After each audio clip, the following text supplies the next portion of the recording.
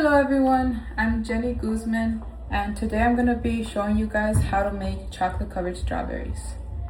So the first thing you're going to need is obviously some strawberries and you're going to need the chocolate. It's better to get candy melts, it melts easier, so it's easier to use. They have them in different colors, but yeah, chocolate wafers, a cutting board and a knife, something to melt the chocolate in. I personally like to use these plastic containers, a bowl, something to wash the fruit in, and obviously you're gonna have to wash the fruit with the correct liquid just to make sure that we get all the junk out of the strawberries. We're gonna need some toothpicks. This is for after, but once you put them into the containers, you could use some cupcake covers and just some regular displays. And then just somewhere to have the strawberries dry off. And the last thing you're gonna need is parchment paper. And the only other appliance you're gonna be using in the kitchen is gonna be the microwave behind me and the fridge for storage. Okay, let's get started. Now, first thing is make sure you wash your hands. And now we're gonna prepare the strawberries. And just make sure that all of them are nice, that there's nothing wrong with them.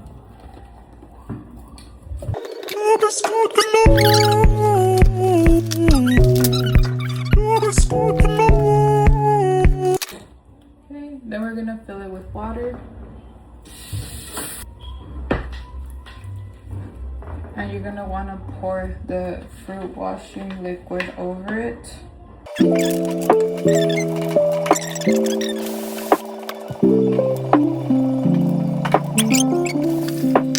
A lot of people usually just like to have the strawberries, like they just leave the leaf on it. I personally like to take it off, so that's what I will be doing today. You will also be needing paper towels because you just need to dry off the strawberries before you put the chocolate onto them.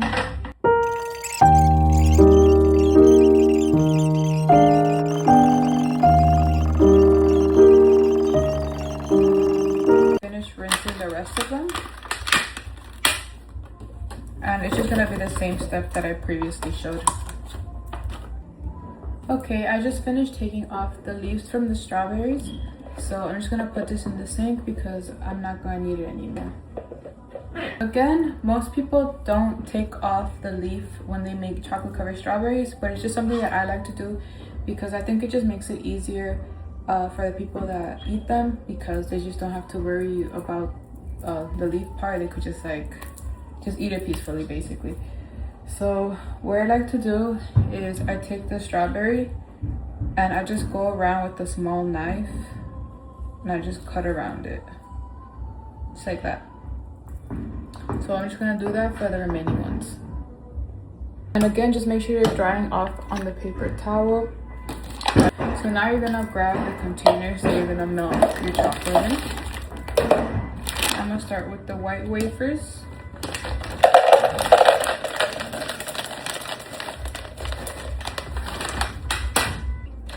Okay, so the way we're gonna do this, we're gonna microwave it for 10 seconds.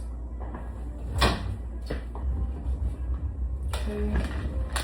We're just gonna bring them up from the top. Just really mix them in there. And we're gonna put them back in for another 10 seconds.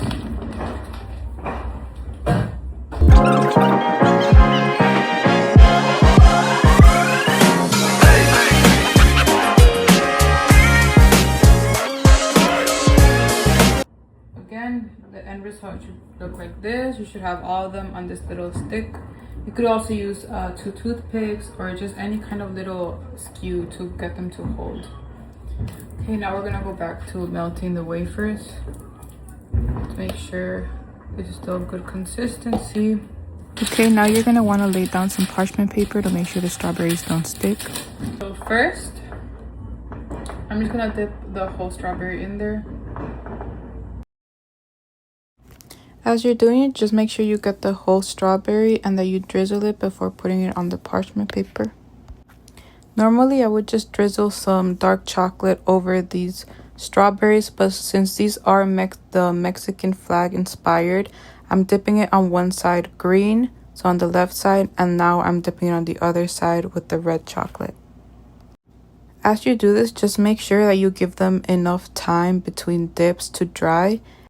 And I'm just showing you here how they are coming along. All I have to do now to complete the Mexican flag is to add a little brown dot in the middle.